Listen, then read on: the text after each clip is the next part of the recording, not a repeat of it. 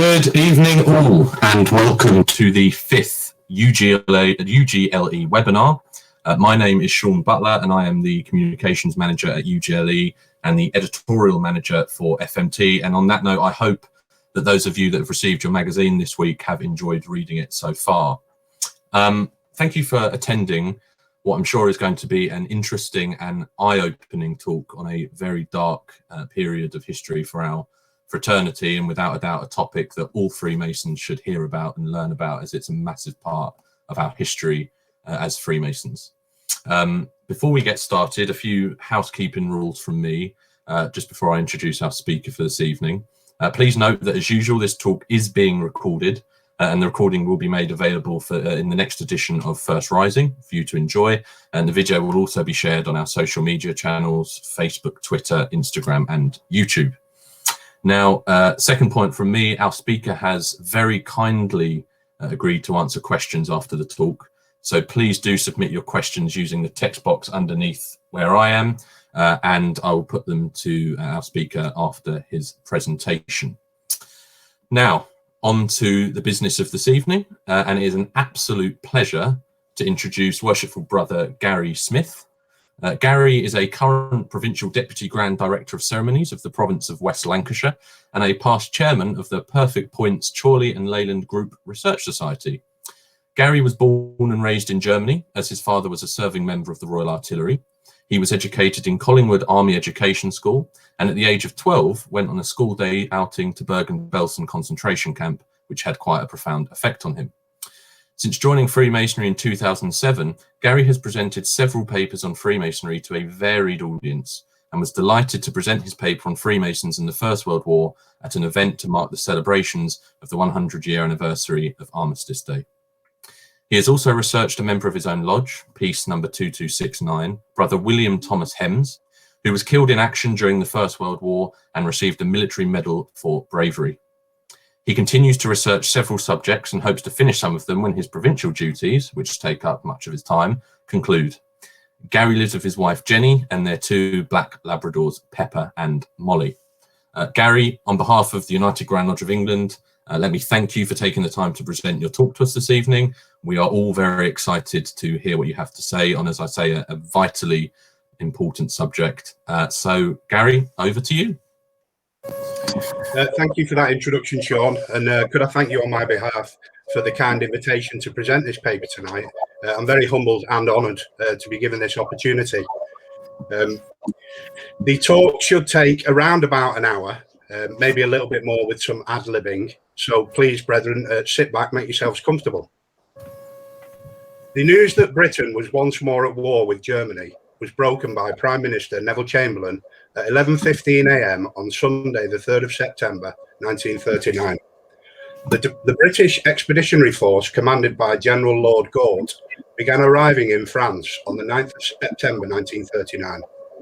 Following rapid German victories, which led to the fall of France and the British forces being withdrawn during the Dunkirk evacuation, Hitler then ordered a directive on the 16th of July that German forces would invade Britain under the code name Operation Sea Lion.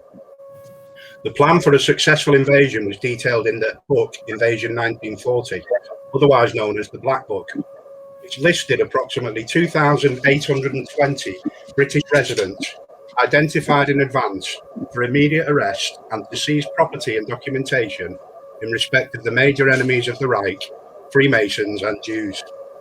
Thankfully, Hitler indefinitely postponed the invasion on the 17th of September, 1940.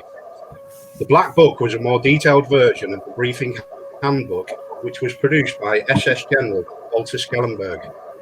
Schellenberg was born in Saarbrücken, Germany in 1910, but he moved with his family to Luxembourg when the French occupation of the Saar Basin after the First World War triggered an economic crisis in the Weimar Republic.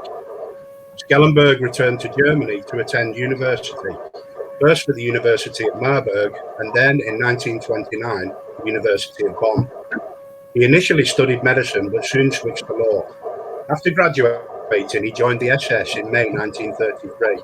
There he met Reinhard Heydrich and went to work in the counterintelligence department of the SS, otherwise known as the SP.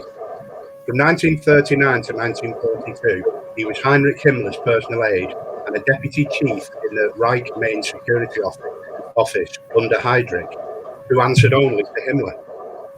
In addition, Himmler bestowed upon Schellenberg a unique position beyond that of simple aide, making him his special plenipotentiary. Since Himmler held the position of general plenipotentiary for the whole of the Reich's administration, this gave Schellenberg enormous influence within Nazi Germany. He also arranged many other plots of subterfuge and intelligence gathering, including the bugging of Salon Kitty, a high-class Berlin brothel. He eventually became the head of the combined intelligence services of the SD and the Wehrmacht, and at the Nuremberg trials he was acquitted on the crime of genocide, but found guilty of complicity in the murder of Soviet prisoners of war. Sentenced to 6 years, he was released in 1951. With the text of the 20,000 copies of the handbook, which were to be the reference Bible for the Special Invasion 1940, the section on Freemasonry begins. England is the country of Freemasonry, and goes on to assert, Freemasonry is thus an invisibly effective political instrument for the internal structure of Great Britain and its empire, and for British imperialism. To put these plans for England and actions into occupied countries in context, it's necessary to go back in history. Nick Cohen, writing in The Observer in January 2006, stated that it was Masons and not Jews who were the target of the original conspiracy theory of the far right. What would end up as fascism began as a reaction against the American and French revolutions. The counter-revolutionaries had to explain why people were proclaiming heretical ideas about the rights of man. They couldn't, without compromising their stance, admit that the French and Americans were embracing Enlightenment values of their own free will. There had to be a conspiracy. Europe's Jews were in the ghettos in the 1790s, and it was preposterous to pretend that they were the secret rulers of the world. So the far right decided the conspirators must be Freemasons. Historically, Freemasonry had begun admitting Jews as members in the mid-18th century, first in England and then later in the Netherlands, France, Germany, and other countries. Nevertheless, the European Freemasons at the time tended to be very cautious about who they allowed to join their organization. In some countries and in some locations, Masons allowed Jews to join their lodges. Other countries and other lodges, however, took deliberate steps to reject Jews from becoming members. The anti-Semitism that some Jews experienced while trying to join fraternal lodges was one reason for the creation of Jewish fraternal organizations, such as B'nai B'rith. German Jews founded the Berlin branch in 1885. Prior to the First World War, many Germans felt that Freemasonry was an organization not just infiltrated by Jews, but dominated by them. Such was the belief of Theodor Frisch, who founded the Reichshammerbund, or Reichshammer League, in 1912, which was a German anti-Semitic movement based on the Hammer, a journal founded by Frisch in 1902. A year after the end of the First World War, in 1919, the retired army officer, Muller von Hausen, together with Frisch, attacked international Freemasonry and alleged that it was dominated by Jews. It was a bestseller and maintained that Jews and Freemasons were responsible for Germany's defeat in 1918. This had followed on from the bitterness of General Erich Ludendorff, who had been the virtual master of Germany's destinies until 1918, and took part in the Beer Hall Push on the 8th of November 1923, which was a failed coup attempt by the Nazi party leader Adolf Hitler, along with other Battle League fighting party leaders, to seize power in Munich, Bavaria. About 2,000 men marched to the center of Munich, where they confronted the police. This resulted in the death of 16 Nazis and 4 policemen. Hitler himself was wounded. The plot having failed, in the trial that followed, Ludendorff was acquitted. In 1924, he was elected to the Reichstag as a representative of the NSFB, a coalition of the German Volkisch Freedom Party and members of the Nazi Party, and served until 1928. The historian Margaret Lavina Anderson notes that after the war, Ludendorff wanted Germany to go to war against all of Europe, and that he became a pagan worshipper of the Nordic god Odin. He detested not only Judaism, but also Christianity, which he regarded as a weakening force.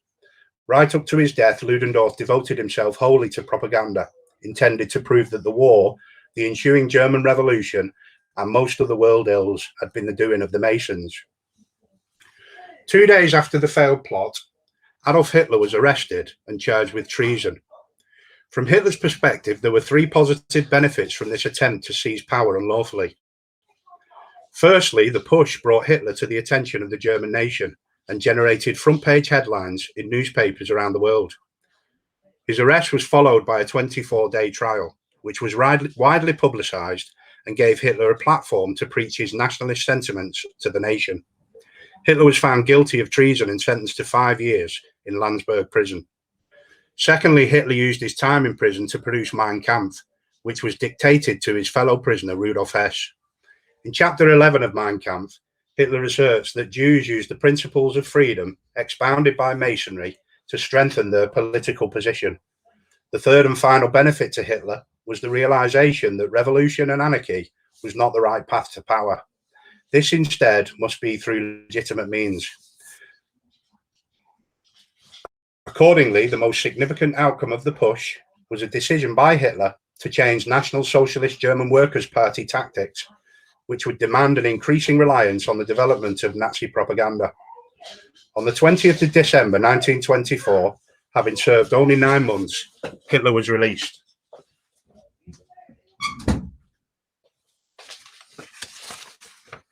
But what of the rest of Europe? As well as Hitler, both Benito Mussolini and Francisco Franco also inaugurated their reigns with outrages against Freemasonry, and it seems they never relaxed their respective persecutions of the craft. In 1924, Mussolini decreed that every member of his fascist party who was a Freemason must abandon one or the other organization. In the summer of 1925, Mussolini officially dissolved Italian Freemasonry. During 1925 to 1927, black shirt hooligans looted the homes of well-known Freemasons in Milan, Florence, and other cities, and murdered at least 100 of them. General Luigi Capello, who was one of the most prominent fascists at that time, and had previously held the post of Deputy Grand Master of the Grand Orient, gave up membership in fascism rather than betray his Masonic ideals. He paid dearly for his loyalty. Less than a year later, he was charged with complicity in an attempt on Mussolini's life and was sentenced to 30 years in prison. In 1925, Spain's first dictator, General Primo de Rivera, ordered the abolition of Freemasonry in his country. Then the rebellion of 1936 caused a civil war, and in the territories held by General Franco, Freemasons and trade unionists were being arrested and executed. Some researchers claim that a large percentage of the 75,000 death toll of this conflict were Freemasons. In 1937, General Francisco Franco claimed that Freemasonry, with all its international influence, is the organization responsible for the political ruin of Spain. Could we have the next slide, please, John? When Franco consolidated power in 1939, all Freemasonry was banned. In 1979, 4 years after Franco's death, bans on Freemasonry were declared unconstitutional, and several Grand Lodges and Orients now flourish in Spain. In Germany, during the period just after the First World War, most Masonic lodges and their members were affiliated with 3 Grand Lodges located in Prussia, and known collectively as the Old Prussian Grand Lodges. These Grand Lodges deliberately excluded non-Christians from membership. By 1922, they accounted for 70% of all Masons in Germany and numbered around 47,000 men. 6 other Grand Lodges in Germany, which were known as the Humanitarian Lodges because they accepted Jewish and Muslim males as well as Christians. Thus, a German Jew had to apply to a Humanitarian Lodge if he wanted to have any chance of joining a German Masonic Lodge. In 1928, the Humanitarian Lodges had 24,000 members, and less than 3,000 of these were Jews. When Hitler gained power in 1933, all lodges except the 3 Prussian Grand Lodges, beg your pardon, brethren, my screen seems to have stuck. When Hitler gained power in 1933, all lodges except the 3 Prussian Grand Lodges, which barred Jews, were forced into self-dissolution. This enabling act was passed by the Reichstag in March 1933. Using the act on January the 8th, 1934, the German Ministry of the Interior ordered the disbandment of Freemasonry and confiscation of the property of all lodges. Consistently considered an ideological foe of Nazism in their world perception, special sections of the Security Service and later the Reich Security Main Office were established to deal with Freemasonry. In a speech delivered at Essen on the 5th of August, Dr. Wilhelm Frick, the Reich Minister of the Interior, declared, "It is inappropriate that a secret society with obscure aims should continue to exist in the Third Reich. It is high time that Freemasons' lodges should disappear in Germany, just as they have disappeared in Italy. If this is not realized in Masonic circles, I will soon help them in this direction." It was not until May 1935 that the Reich and Prussian Ministry of the Interior ordered the immediate dissolution of the 3 remaining lodges. It declared that all Masonic lodges had engaged in subversive acts against the state and confiscated all lodge properties.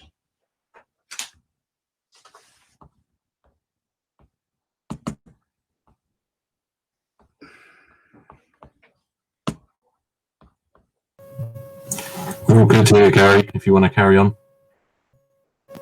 Where did we get to then? We're just on many prominent countries.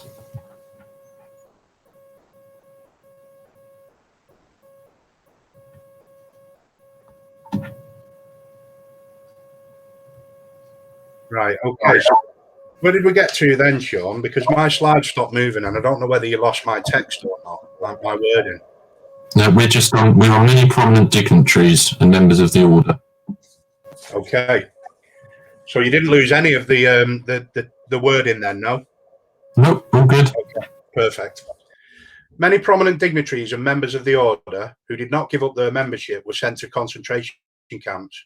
The Gestapo seized membership lists of the Grand Lodges and looted libraries and collections of Masonic objects. Much of this Masonic loot went on to form the basis of Goebbels' anti-Masonic exposition held in Munich in 1937. It even included completely furnished Masonic temples. The Nazi Party ordered the words Freemason and Lodge to be discontinued and international Masonic relations to cease. Many former Lodge members holding positions in the civil service were forced or harassed into retirement. They were also barred from holding positions within the military and the Nazi Party. By 1934, Adolf Eichmann, who had been a member of the youth section of the Austrian Hermann Hitler's right-wing movement, and after being expelled from Austria following the banning of the Nazi Party in 1933, made the decision to return to Germany. Eichmann, who by this time was a member of the SS, was shortly promoted to SS Scharführer, or squad leader, which is the equivalent to corporal. His battalion of the Deutschland Regiment was quartered at barracks next door to Dachau concentration camp. To escape the monotony of military training and service at Dachau, Eichmann requested transfer to the SD. This transfer was accepted and he was assigned to the sub-office on Freemasons, organising seized ritual objects for a proposed museum and creating a card index of German Freemasons and Masonic organisations. He prepared an anti-Masonic exhibition, which proved to be extremely popular. Visitors included Hermann Göring, Heinrich Himmler, Ernst Kaltenbrunner, and Baron Leopold von Mildenstein.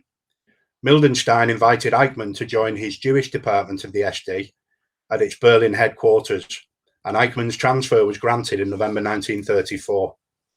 Throughout the war, Eichmann's ferocity saw him rise through the ranks, eventually becoming a lieutenant colonel in the Gestapo.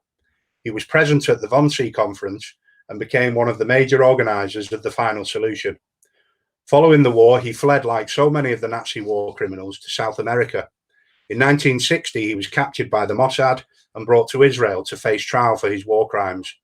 He was convicted on 15 counts and sentenced to death. He was hanged on the 31st of May 1962 at Ramla prison and remains to this date Israel's only judicial execution.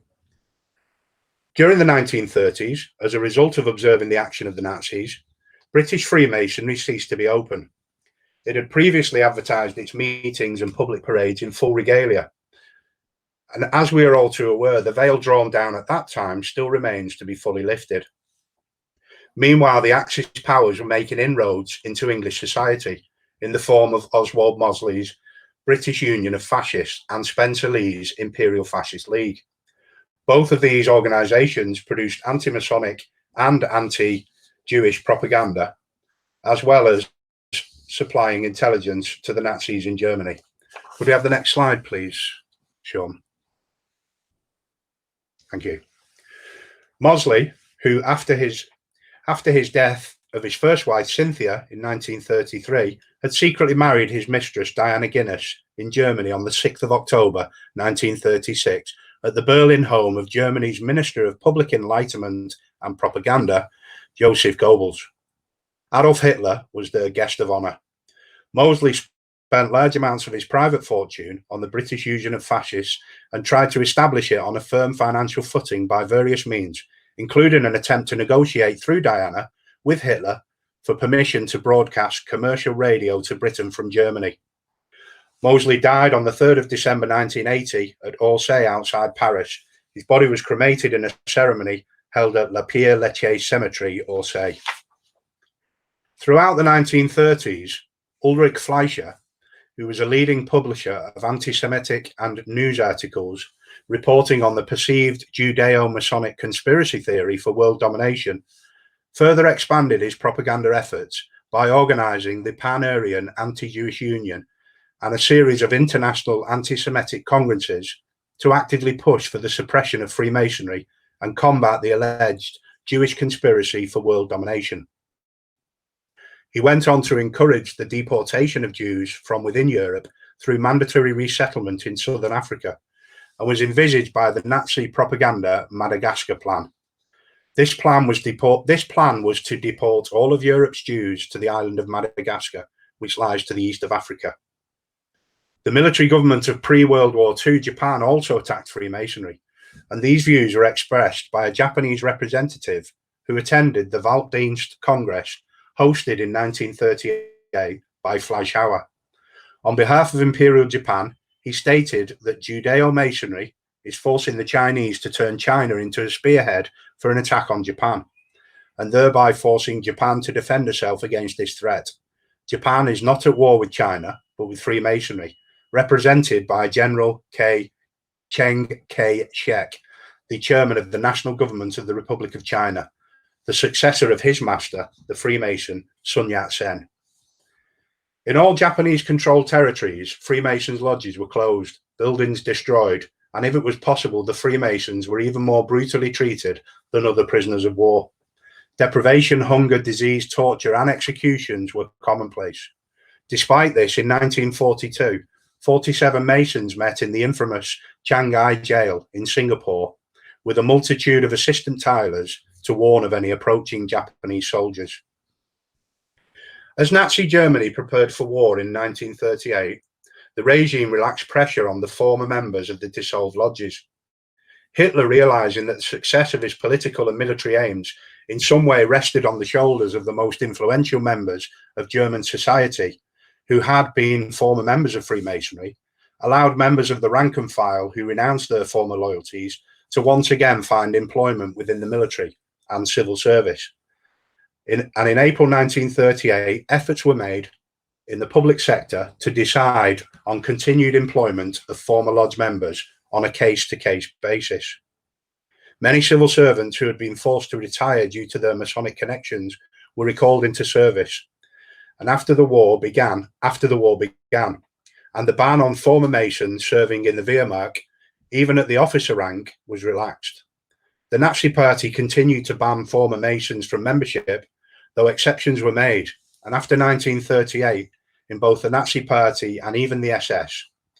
Later, following this relaxed view on Germany's former Freemasons, Hitler himself appointed a Freemason, Hjalmar Schacht, who had been a member of the fraternity for 30 years, into a position which aided the regime first as president of the Reichsbank and then as a minister of economics. When Austria succumbed in March 1938 to the power of the Third Reich, the persecution against Freemasons continued.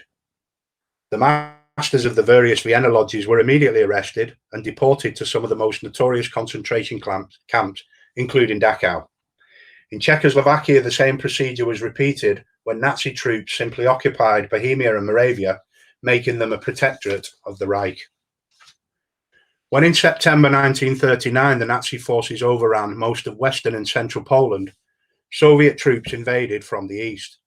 During their occupation of the country, Nazi forces pursued a policy of systematic extermination of the Polish people, particularly Jews and Freemasons, many of whom perished at concentration camps scattered throughout the country. This next slide, brethren, is a poster that would have been on display in concentration camps, showing the different class of prisoners and the identification marks that would be worn on the sleeve. If you put the next slide on, please, Sean, it's an English translation of the poster. So we can see that in the left column is political enemies, habitual criminals, emigrants, Jehovah's Witnesses, gay males, asocials, and Roma and Sinti, who were the gypsies. The column on the left with the red triangles is the symbol that Freemasons were forced to wear. Prior to that, they'd been classed as criminals, but the Nazis soon changed that policy and made Freemasons wear the red triangle, as they were classed as political enemies. It's quite interesting to know, and I always say this when I present this paper, that the pink triangle, which was for gay males, has been taken up by the LGBTQ community, and they now wear a pink pin badge with pride, which is a turning point from obviously the recognition that was used for. So they use that ironically as a symbol of pride. The United Grand Lodge of England suspended all Masonic meetings in September 1939 in response to the national emergency. However, this was relaxed the following month and meetings were resumed under special directions. In December of that year, the quarterly communication of Grand Lodge allowed meetings to resume, but it requested that all members of enemy nationality or birth should temporarily withdraw in the interest of harmony. The Netherlands was attacked in May 1940, and immediately Nazi forces began to liquidate the Order of Freemasons. Buildings, archives, and funds were confiscated, and private Masonic belongings of brethren were requisitioned.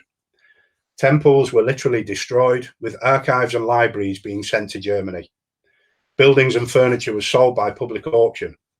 The Grand Master was taken to Germany and died only 3 months later in Sachsenhausen concentration camp. For Belgium, the Nazis compiled over 2,000 dossiers on Belgium Freemasons in preparation for their invasion. On completion, they immediately ordered the dissolution of Masonic lodges. A total of 179 crates of books, works of art, and Masonic furniture were seized and shipped off to Germany. Shortly after the defeat of the Norwegian army in June 1940, the dissolution of Masonic lodges was the first action on the agenda of Major Vidkun Johnson Quisling. Quisling was a Norwegian military officer, politician, and Nazi collaborator whose right-wing National Rally Party nominally headed the government of Norway during the occupation of the country by Nazi Germany during World War II. Sean, I don't know if you've moved the slide on again, because my slides have stuck once more. So there we go. No, sorry. If we could go back a slide, that's perfect. Thank you. It keeps sticking on my slides, so if that happens again, then we'll communicate. Yep, no worries. Also in June 1940, France signed an armistice with the Nazis, and the puppet Vichy government, under the regime of Marshal Philippe Pétain, caused the two Masonic bodies of France, the Grand Orient and the Grand Lodge, to be dissolved, whilst at the same time seizing their property and later selling it at auction. German-occupied Paris hosted an anti-Masonic exhibition in October 1940, as did German-occupied Brussels in February 41, displaying Masonic ritual and cultural artifacts stolen from lodges. Such exhibitions aimed to ridicule and direct hatred towards Freemasons and to heighten fears of a Jewish Masonic conspiracy. German wartime propaganda, particularly in the army, charged that the Jews and Masons had provoked World War II, and they were responsible for the policies of US President Franklin Roosevelt, who was identified as a Freemason. Freemasonry Today published an article by Dr. Keith Dooney in April 2002 concerning the very active role of Freemasons in the French resistance. The first active member of the resistance to be shot by the German authorities was in fact a Freemason. In the mid-1930s, Professor Bernard Fay of the College of France and director of the National Library, who was educated at Harvard, authored books which saw him regarded as a Masonic critic. He progressed during the occupation of France to an anti-Masonic activist, credited with the death and suffering of many Freemasons during World War II.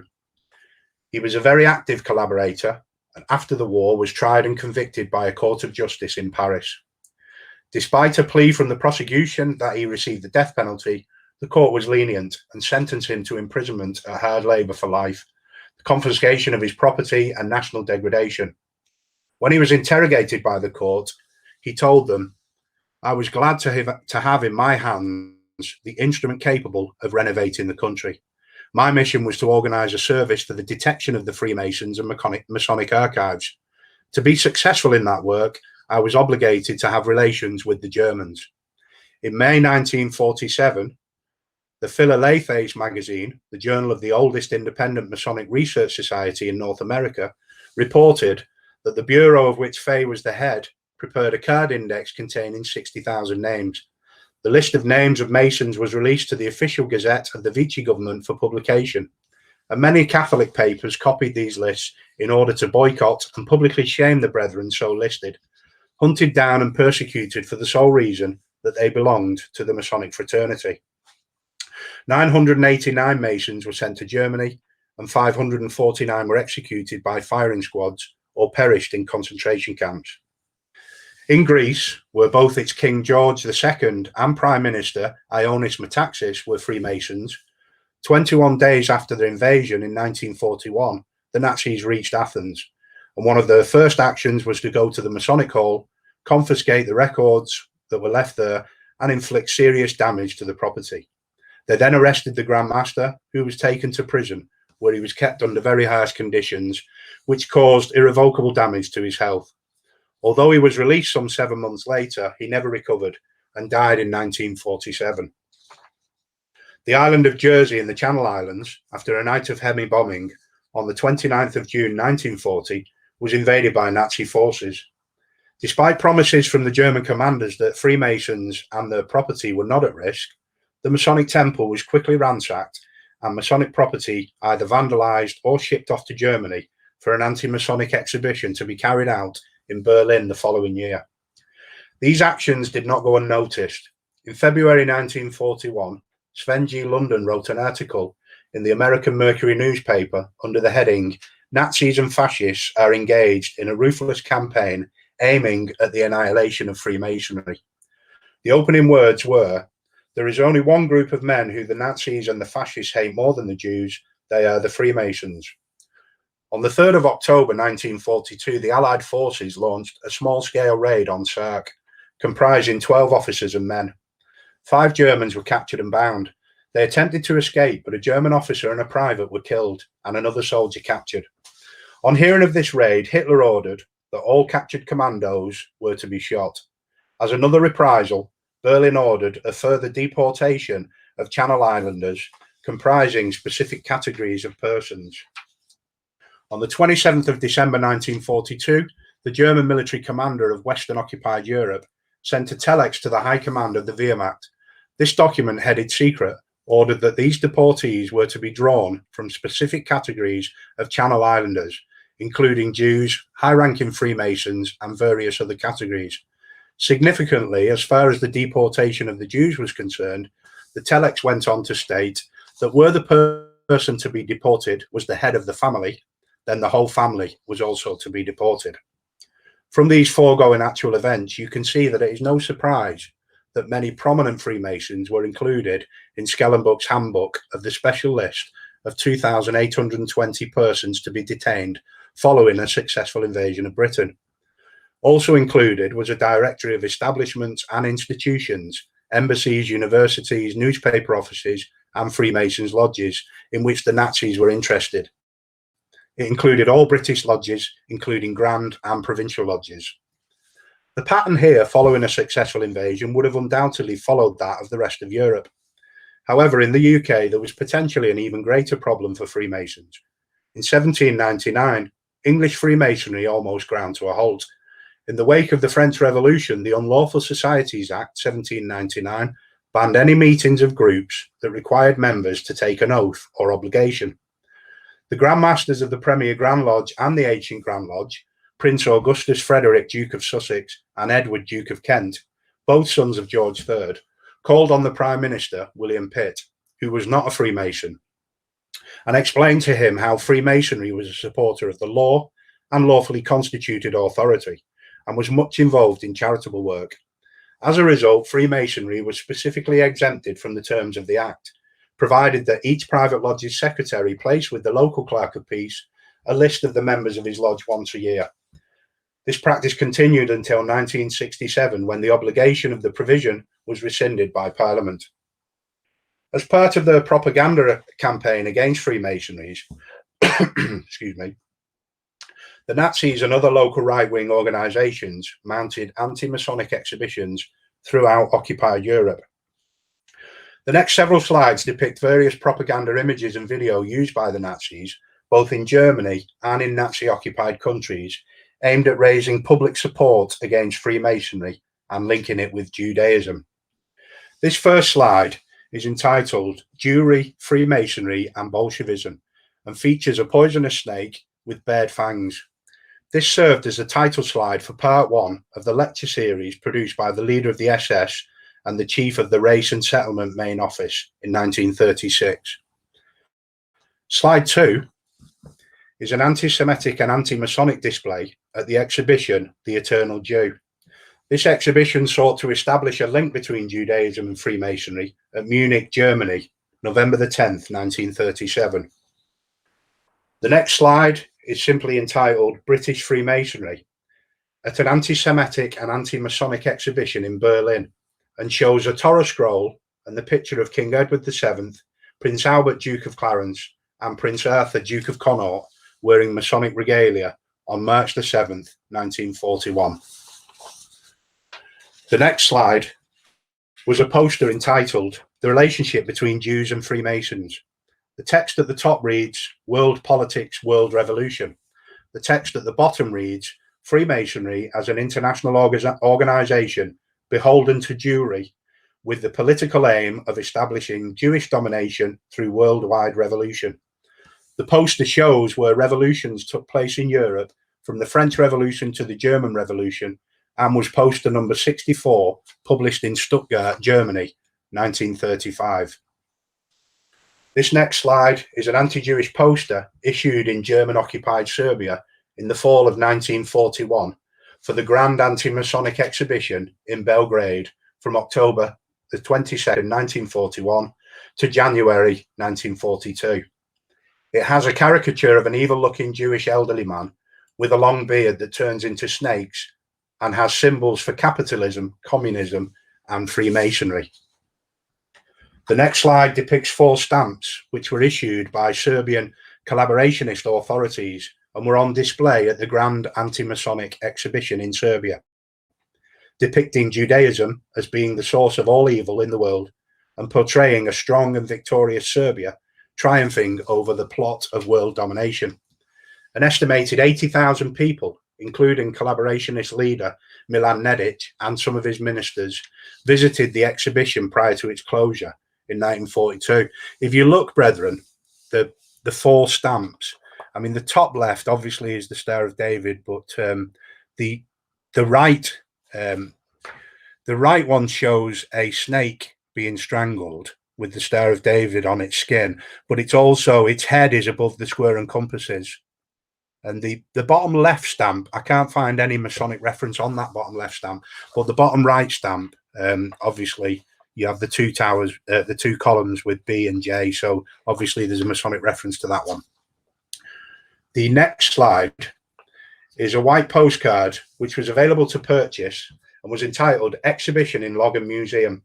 This postcard was issued to commemorate the 2-day September 17th and 18th, 1938 anti-Masonic exhibition at Chemnitz, and depicts a skull with a square and compasses laid upon an open Bible. The next slide depicts a French film entitled Forces Occultes, or Occult Forces, and recounts the life of a young member of parliament who joins the Freemasons in order to relaunch his career. He thus learns how the Freemasons are conspiring with the Jews and the Anglo-American nations to encourage France into a war against Germany. The film was commissioned in 1972 by the Propaganda Abteilung, a delegation of Nazi Germany's propaganda ministry within occupied France, by the ex-Mason Jean Mamie, which sought to prove a Jewish Masonic plot. On France's liberation, its writer, Jean-Marc Rivière, its producer, Robert Musard, and director, Jean Mamie, were purged for collaboration with the enemy. On the 25th of November 1945, Musard was condemned to 3 years in prison. Rivière was condemned in his absence. He had gone into self-imposed exile to death and degradation. And Mamie, who had also been a journalist on the collaborationist journal Au Pilori, and was thus condemned to death and executed at the fortress on Montrouge on the 29th of March 1949. This, just as a matter of interest, this movie is available on YouTube. I have watched it. It's a French movie with English subtitles. It's only about an hour long, and it is actually quite interesting to watch. So if anybody's interested in following up on that, it is available on YouTube. However, one of the most unexpected Masonic happenings during the war was that at least 3 lodges were actually formed in concentration or detention camps. According to the April 2005 edition of MQ, other Masonic meetings, usually lodges of instructions, were held in prisoners of war camps in Europe and the Far East. On the 15th of November 1943, 7 Belgian Freemasons and resistance fighters founded the Masonic Lodge Liberté Chérie, which is French for beloved liberty, inside Hut 6 of Emslandlager 7, Lower Saxony, Germany. The name of the lodge was derived from La Marseillaise, and they later initiated, passed and raised another Belgium.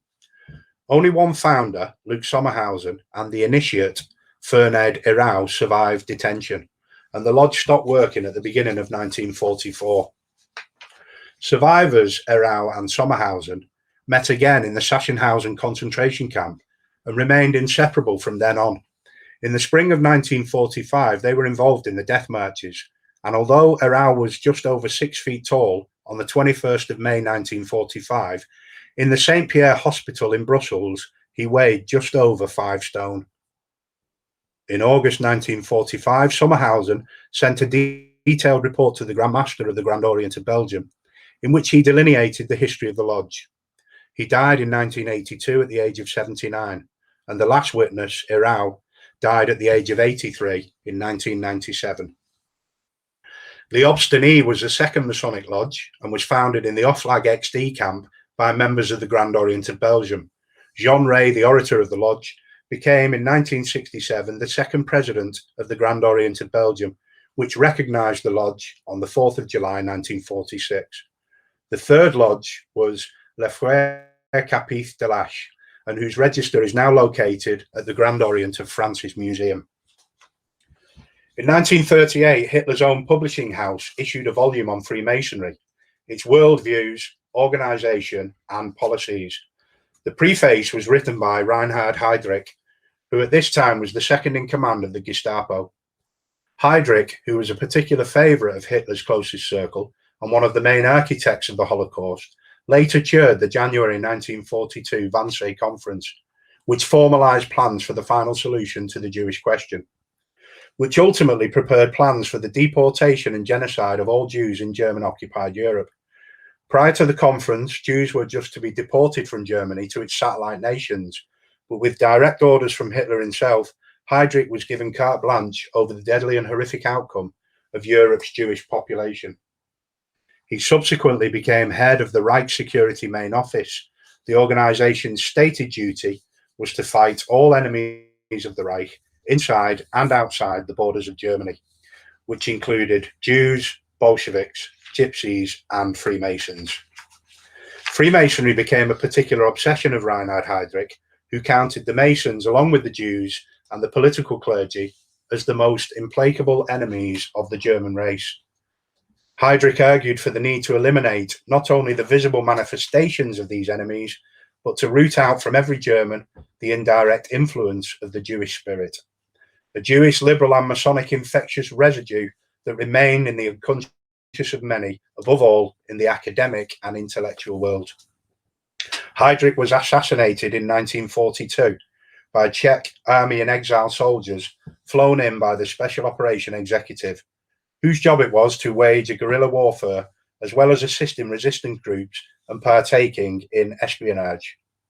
The SOE were also known as the Baker Street Irregulars, Churchill's Secret Army, and the Ministry of Ungentlemanly Warfare. The book itself, written by Dieter Schwartz, discloses that every new member must confirm by his word of honor that he does not belong to a Masonic lodge. In outlining the official Nazi view on the subject, it says, Nordic is the Nazi conception of the world, Jewish Oriental that of the Freemasons. In contrast to the anti-racial attitude of the lodges, the Nazi attitude is race-conscious. More importantly, it goes on, Masonic lodges are associations of men who, closely bound together in a union employing symbolical usages, represent a supranational spiritual movement, the idea of humanity and a general association of mankind, without distinction of race, people, religion, social and political convictions. It is amazing that Freemasonry's basic ideals are expressed so clearly by their mortal enemies. Sean, my slides have stuck again. Yeah, no, that's fine. If you just carry on, because I think we're all good at this end. So yeah, you carry on. It is clear that what happened in countries invaded by German forces, that a large number of European Freemasons perished during the Nazi occupation, over and above the thousands killed by Mussolini and Franco. The exact numbers are difficult to assess. Some estimates place the Freemasons who died in the Holocaust to be between 70,000 and 200,000. After World War II, members of the Soviet forces found much of the Masonic material that had been taken by the Nazis. They transported it to archives in Russia and Poland, where the material remained unseen for more than 40 years. The Soviets, like the Nazis before them, wanted to learn about the fraternity because they too found Freemasonry threatening to their totalitarian government. With a thaw in American-Soviet relations, the end of the Cold War, and the eventual breakup of the Soviet Union, the US Holocaust Memorial has been in a unique position to collect materials and archives from the former Soviet Union, Poland, and Romania that were formerly closed to the West. The museum archives began to receive a wealth of information relating to the Holocaust, which number in excess of 1 million microfilm pages, many of which relate to the Nazi persecution of Freemasonry, including thousands of pages of reports by the German secret police, the Gestapo, relating to the monitoring of Freemason activities in Germany and other countries. Investigations into and lists of the contents of Masonic lodges, archives and libraries that were confiscated by the Nazis, papers, publications compiled by various Nazi organizations that relate the threat they saw in Masonry, and lists of members of Masonic lodges from various Nazi-occupied countries. The final slide depicts a memorial that was created to commemorate the 7 founder members of the Lodge Liberté Chérie, which translate to Cherished Liberty. Anyone who visits the Holocaust Memorial Museum will see that it contains a number of segments that relate to the Nazi persecution of Freemasonry. In the segment entitled Technology and Persecution, visitors learn how the Nazis compiled and used information on their enemies. This segment text states, all governments gather information about citizens. The Nazi regime, however, used such information to track political opponents, enforce racial policies, and ultimately implement mass murder. As early as 1934, various government bureaus began to compile card catalogues identifying political and racial enemies of the regime, such as Freemasons, Jews, Gypsies, and genetically diseased persons. There is very little public acknowledgement of the suffering of Freemasons during the Holocaust period. In the United Kingdom, if, for example, you look at the BBC website, you'll find the following. Holocaust Memorial Day is an annual event commemorating all of the communities who suffered as a result of the Holocaust Holocaust and Nazi persecution. Activities and events take place throughout the week, leading up to the national event throughout the UK. The Queen is the patron of the charity that organises the £500,000 event funded by the Home Office. 6 million Jews were killed during the Holocaust, and Holocaust Memorial Day was established in 1999 to create a memorial to those who lost their lives. Other Holocaust victims included Slavs, Gypsies, homosexuals, disabled people, and anyone of African descent, Christian pastors and Catholic priests, Jehovah's Witnesses, Russian prisoners of war, trade unionists, and any other individuals whom, for whatever reason, were considered racially inferior or seen as degenerates. It's believed that a total of 15 million people died. You will here notice that there is not a mention of our brothers who either face persecution or death. It's worth remembering that every Führer order in respect of the Holocaust started with the words, an order in respect of Freemasons and Jews. It's difficult to find any references to the death of Masons in the Holocaust in media or other publications, but the attacks and the hatred continue. David Sands, writing in the Washington Times in July 2004, said that in some countries, anti-Masonry is often related to anti-Semitism and anti-Zionism. This view is strongly felt in the Middle East. For example, in 1980, the Iraqi legal and penal code was changed by Saddam Hussein's ruling Ba'ath Party, making it a felony to promote or acclaim Zionist principles, including Freemasonry.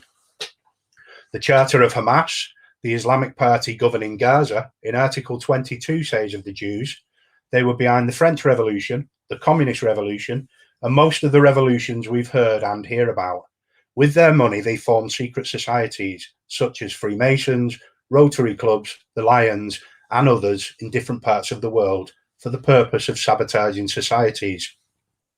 And as recently as 2016, the FBI foiled a plot by an Islamic extremist to attack a Masonic building in Milwaukee, United States of America.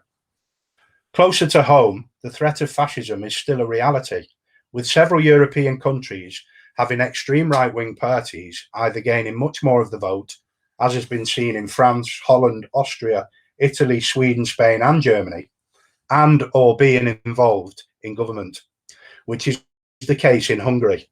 The threat of many of these parties being asked to form coalitions in the near future is a real threat that is very relevant today.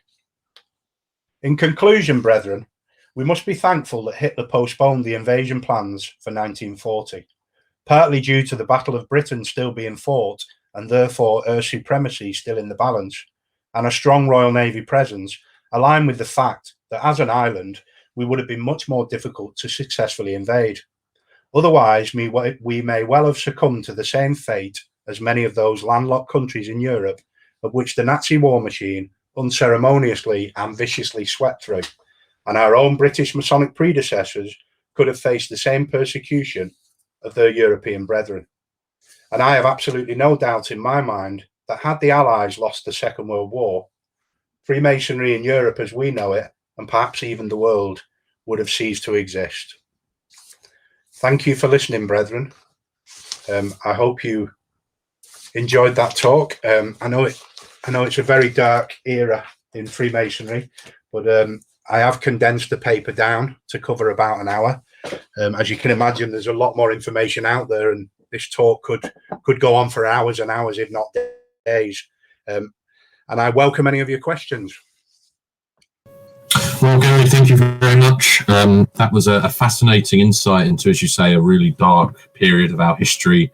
Obviously, we had a few technical problems, but 2021 problems, there's not much that we can do about those, unfortunately. Thank you very much, Gary, for agreeing to take some questions. We've had a load come through, so I'm going to put as many of them to you as we have time for. And the first question I have for you is, in your presentation, there is no mention of the forget-me-not, which we as Freemasons obviously link to this period in history. Is there any reason for that? The forget-me-not, which is obviously it's a pin badge that a lot of Freemasons wear, and there's a legend behind that story. I mean, first of all, you've got to go back in time. The forget-me-not in Germany is a big thing in Germany. It actually originates from the Teutonic Knights who fought in the Crusades, and the legend originally of the naming of the flower was a Teutonic knight returned from the Crusades and was walking along a riverbank with his betrothed, and he fell into the river. And as he fell in, he grasped at some flowers, which were the forget-me-nots, and he called out to her to forget me not. So there's a legend surrounding forget-me-nots in Germany that's been around for many, many years, and they consider them quite an important flower.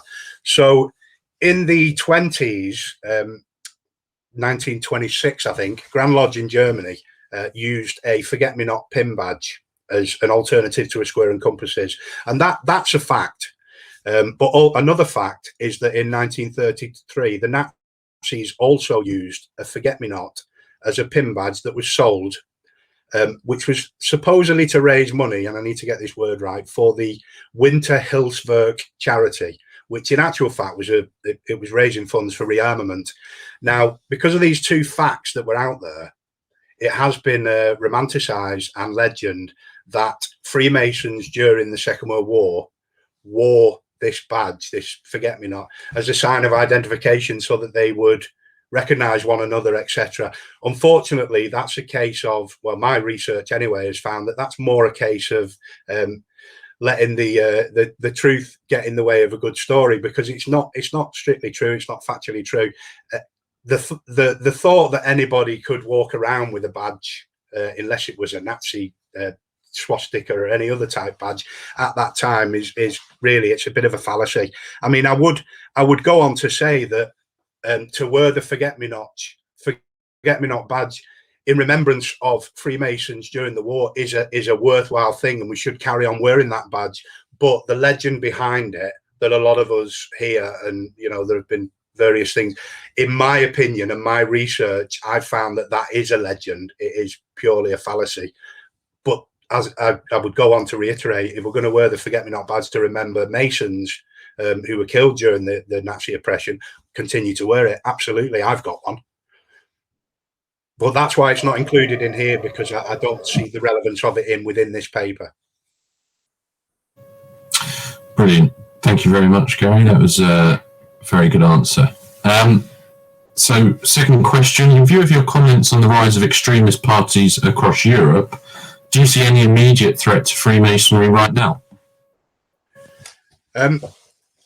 Well, we have a lot of anti-Masonic feelings out there, don't we? And obviously, we're trying to build bridges now, especially with United Kingdom now, with English Freemasonry, the way that we are much more open. I mean, I remember back in 2007 how closed it was then, and it was just coming out then that we could talk to our families and be proud and explain to people what we did as charity and everything else.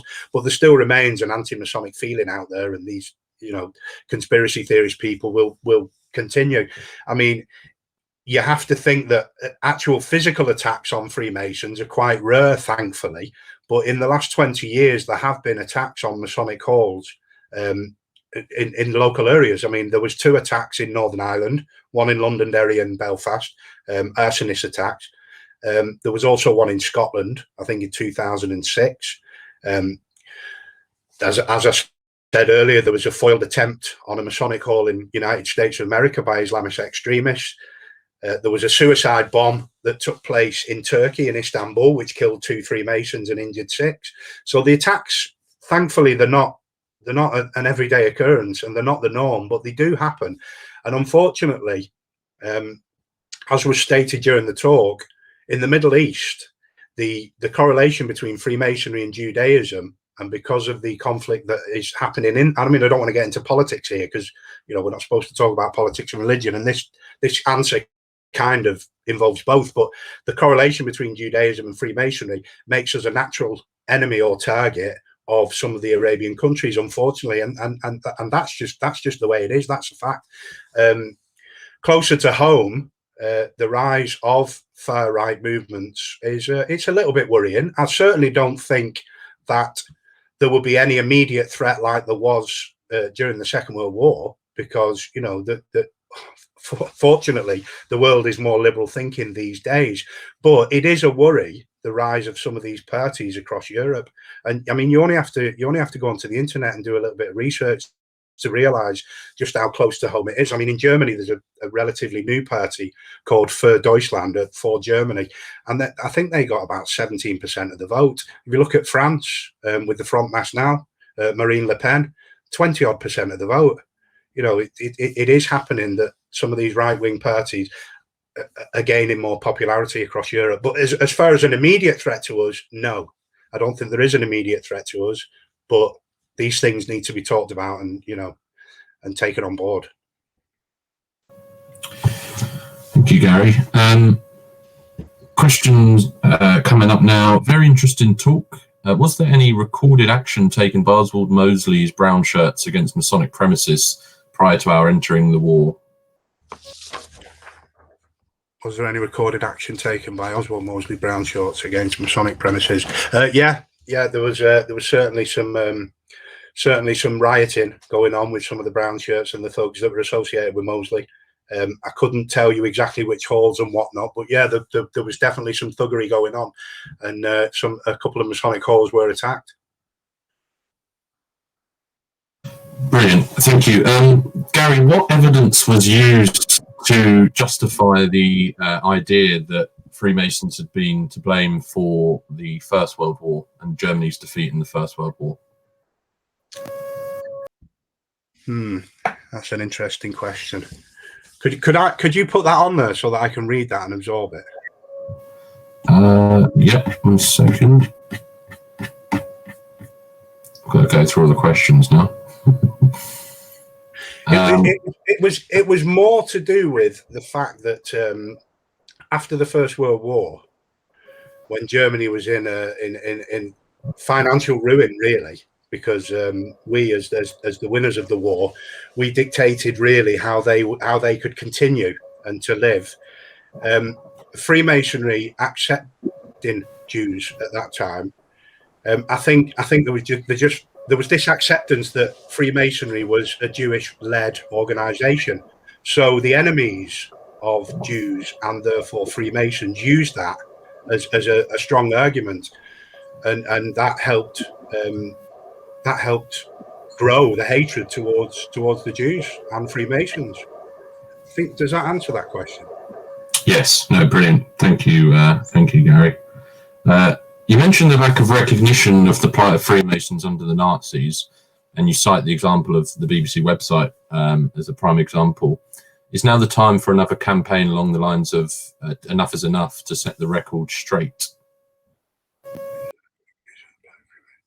Yeah, there really is very, very little published stuff out. I mean, there's lots of papers by Freemasons, but there's very little published stuff out there. I mean, I was born in Germany, as was earlier explained, and I mean, I will go off track here a little bit, but I'll come back to the main question. I was born in Germany, and I used to collect cap badges as a child, and I had 3 favorite cap badges. One was a SAS badge.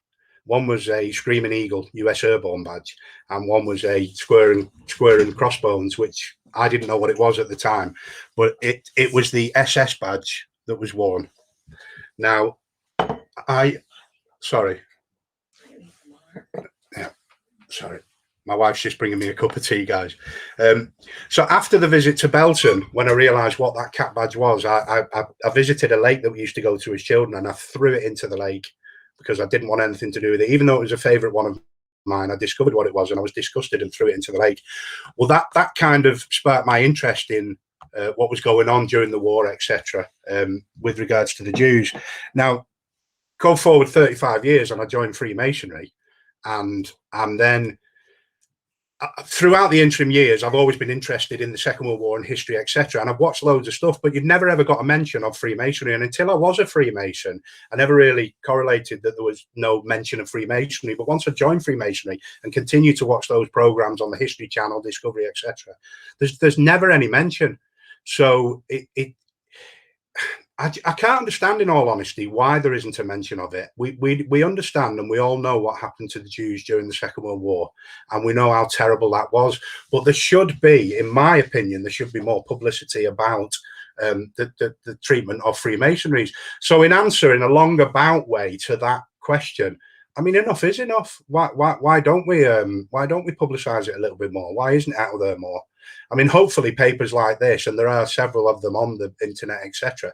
Papers like this bring it more to the fore, and you know, more people will get involved. I mean, my hope really in presenting this paper, not only that people learn something, is that they also go on to investigate it more, and perhaps even come up with papers and talks themselves that they could present to lodges.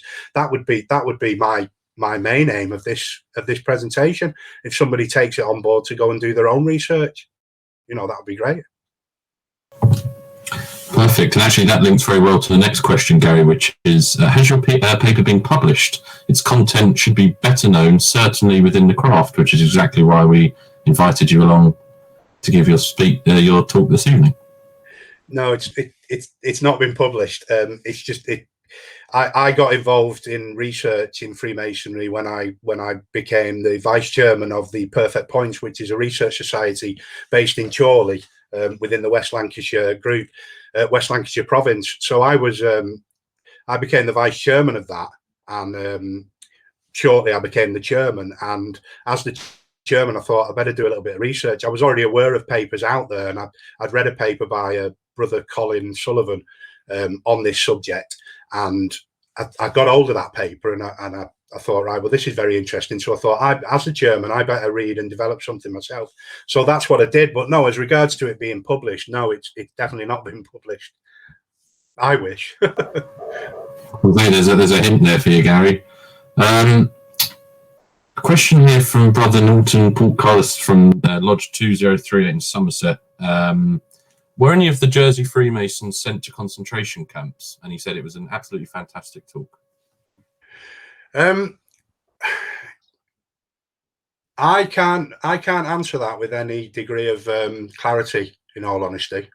It's something that I can get back to Brother Norton if he leaves his details, or if he wants to email me. If you give my email out, I can certainly look into that and get back to him. But that's not something that I've touched on. The story related to Jersey, as in my paper, is as far as I delved into that. So as far as any of them being sent to concentration camps, I can't really comment on that. No, that's absolutely fine. And in fact, for all attendees, if there are any questions that Gary can't answer, then we'll obviously make sure that he has time to go away and get the answer that you are looking for. A question from a Freemason from Portugal. Welcome to you. We're very happy to have you here. Antonio Jorge, he read somewhere that a huge quantity of Masonic archives were seized by Russia and sent to Moscow. Were they returned? And if not, why not? Well, when the war was won, as we know, Germany was split more or less in the middle. And our allies, the Russians, soon became our enemies as the Cold War started. So, yeah, a lot of the stuff that was recovered from the Nazis made its way to Russia. And some of it has made its way back. And certainly a lot of the information, as alluded to in the talk, came back and you know, is microfilmed and available for people to download and find when they go to the Holocaust Memorial Museum. So yeah, a lot of it came back. I'm pretty sure all of it wouldn't have done though. You know, there'll still be a lot of it ferreted away in Russia. A question here, I think you touched on sort of the different numbers that you cited in your talk, but in your opinion, how many Freemasons were murdered during the Holocaust by the Nazis? It's a very difficult question, that one.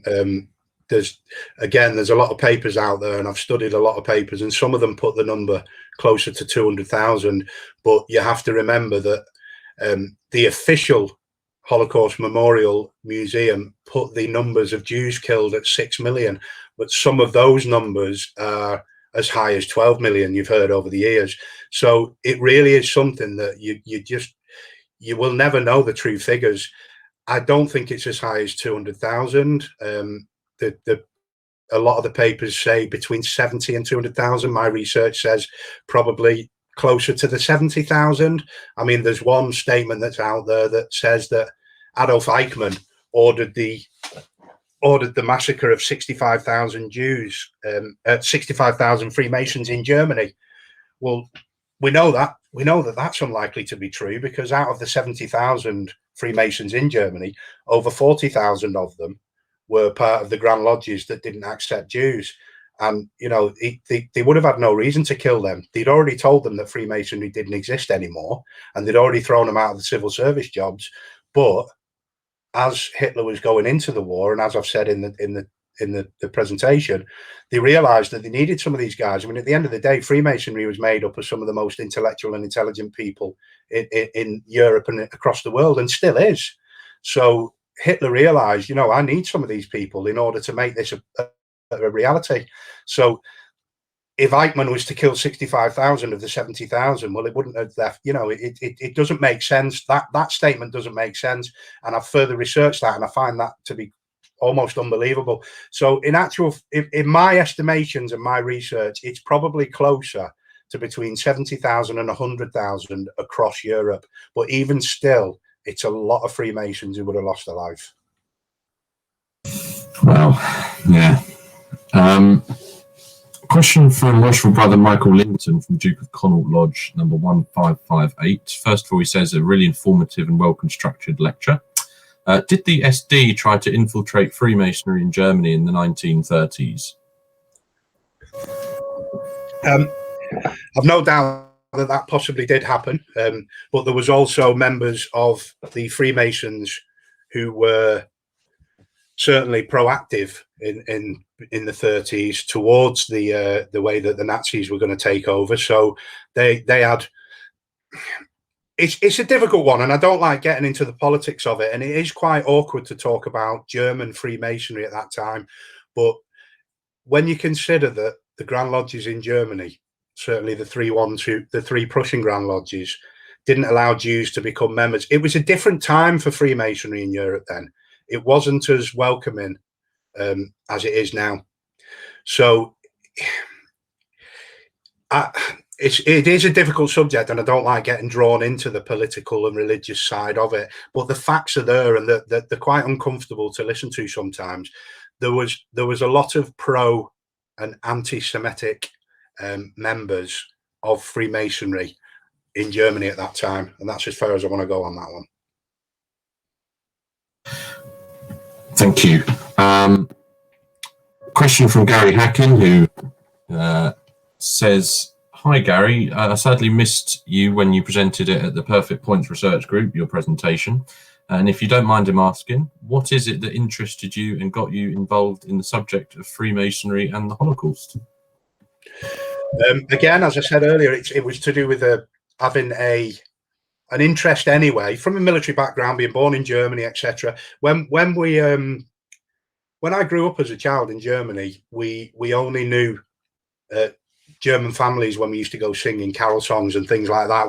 I didn't learn anything about the war in Germany when I was a young child. All I knew that with the enemy were the Russians because of the Cold War, and that's why my dad was in Germany, and that's why we were there. So we didn't really know a lot about that. But growing up, once I got to the age of 11, 12, and we started getting that through the curriculum in school, and then after the visit to Belgium, it just made me very interested in that part of history. And throughout my life, as I said earlier, I've watched History Channel and Discovery Channel for years and years and years. And then when joining Freemasonry, I then discovered, because you can't discover it by watching the television because it's not out there. But when I joined Freemasonry, and then I discovered that these papers were out there and that this subject should be further investigated, that's when I got more interested in this particular thing, in this particular subject. Thank you. Have a swig of your tea. You answered loads of questions. A few more that we've got that's still coming in. What are the main sources of your research for this paper? I've got a list of all the research material, which I can also include if anyone wants to ask me any of the research material, but most of it is internet, previous papers and publications. Yeah, it's mainly previous publications, internet searching, and other previous papers. So yeah, but I do have a full list of sources if anybody wants that. I would also like to say as well, I forgot to mention this during the talk. There's some interesting stuff out there if anybody does want to follow on with this and do their own studying. I mean, obviously, there's some publications, which is Operation Sea Lion, which is an invasion booklet by Peter Fleming. There's 2 movies on the Wannsee conference. One is a German movie with English subtitles, which is called the Wannsee Conference. Another's called Conspiracy, 2001 movie starring Kenneth Branagh.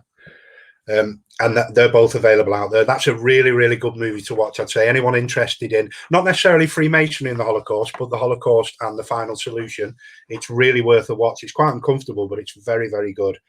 I mentioned about the Forces Occults 1943 movie on YouTube. There's a fabulous book out there by a brother called Keith Flynn, which is English Freemasonry during the Second World War. And there's another fabulous book called Freemasonry in the Press in the 20th Century by Paul Calderwood.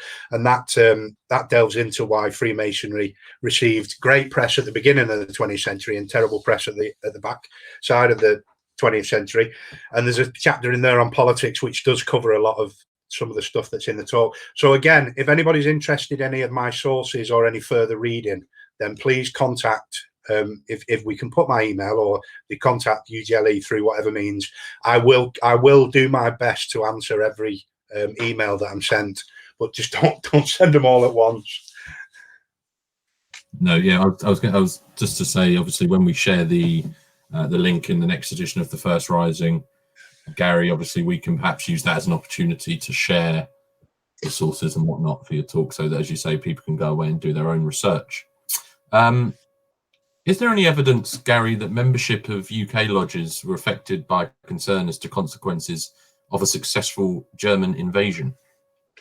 Is there any evidence that membership of UK lodges was affected by concern? That's an interesting question. I don't know of any evidence of that. That's another one worthy of more research. If the brethren were concerned of a successful German invasion. Do you know, that is a very good question, and I'm going to have to do some further research on that. I would hazard a guess that people would have been concerned if the German successful invasion had come, with how they would have been perceived as Freemasons. So yeah, I'm sure there definitely would have been some worry. I don't know whether there would have been resignations, etc. But yeah, that's worthy of more research. Brilliant. Were there any British lodges that held meetings in the concentration camps that you're aware of? I'm not aware of any per se, but I would imagine there would have been, as I said, lodges of instruction and things like that were held. Certainly, brethren would have, in the face of adversity, they would have come together, wouldn't they, and at least discuss Freemasonry. But I haven't come across any evidence of that yet. The only evidence that I've come across of meetings that have happened were the ones that were in the talk. Brilliant, thank you. Have you spoken to Freemasons who survived the Holocaust, and as to whether they came across any fellow Freemason whilst they were in the camps? No, but how much I would love for that experience. Wouldn't that be a wonderful experience in speaking to any Holocaust survivors anyway, whether they were Freemasons or not? But yeah, I'd love to have that experience, but I don't think I will. You never know, as a result of this talk, there might be an opportunity that arises. A lovely comment here from Maxine, who's very close to us in the team at UGLE, Grand Secretary of Freemasonry for Women, who says it's not a question, but she just wants to say it was a fascinating talk, and she knew much via her husband, who's a first generation of Holocaust refugees, and she learned much more. So thank you very much for your presentation, Gary.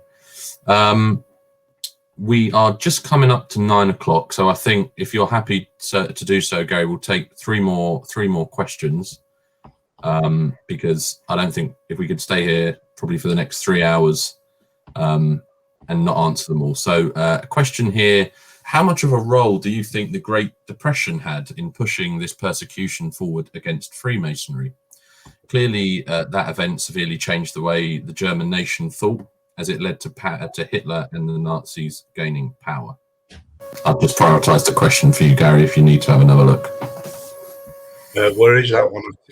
Just at the top for you. Is it at the top, is it? That one, yeah. How much of a role do you think the Great Depression had in pushing it? Well, I think it had a big role. As I said, between the interim war periods, I think it had a big role. Clearly, the event severely changed the way German nation thought as it led to Hitler. Yeah, absolutely. The economic issues in Germany at that time led to the rise of Nazism and led to Hitler being able to, I mean, obviously on the back of Ludendorff and everything else, you've got them blaming the Jews and the Freemasons for the First World War and being beaten in the First World War. So I think, yeah, it definitely did severely change the way that the German nation thought. And Hitler, regardless of how evil the man was a very intelligent man. And unfortunately, social deprivation and everything else, it makes people hate. And the lack of money that was available around that time and the way that Germans lived their everyday life, a clever man being able to manipulate that hatred, yes, I think it definitely had a big influence on the persecution against Freemasonry and Jews. Thank you, Gary. Penultimate question. Were any high-ranking Nazis previously Freemasons? And the example that they've specified is that they've heard a rumour that Hermann Goering might have previously been a Freemason before the Nazis came to power. Is that something that you're familiar with, Gary? I'm not familiar with anything before the war, but again, as was alluded in the talk, at first it was all the Freemasonry in Germany was disbanded, and they were all made redundant from their jobs in the civil service, and they weren't allowed to join the military, etc., etc. And as I've said again, that Hitler relaxed that because he realised that he needed some of these influential people to be able to make his fruition for the Third Reich, to make it come into fruition. So there definitely were some Freemasons who then went on to join the Nazi Party. I'm trying to think of the guy's name. Was it Halter? I mentioned in the talk earlier that he became a high-ranking member. Hitler appointed him as a high-ranking member, and he worked with the Deutsche Bank. And yeah, there was definitely some. Unfortunately, as difficult it is for us to hear, the facts are out there, and a lot of the Freemasons went on to join the Nazi Party, and some of which went quite high in the organisation. Thank you. Two more. We've got one more question for anyone who might want to hear your talk, Gary. Would you be open to visit a lodge once we resume? He's sure it would be fantastic to have you there, and that's from Brother Connell Blackburn Green, Townley Parker Lodge in Chorley. Well, Chorley obviously is in my neck of the woods. Too far for you, Gary. Yeah, it's only up the road. I'm a member of the Chorley group. In all honesty, I mean, I will contact that brother, but in all honesty, I'm only looking to present this paper once more.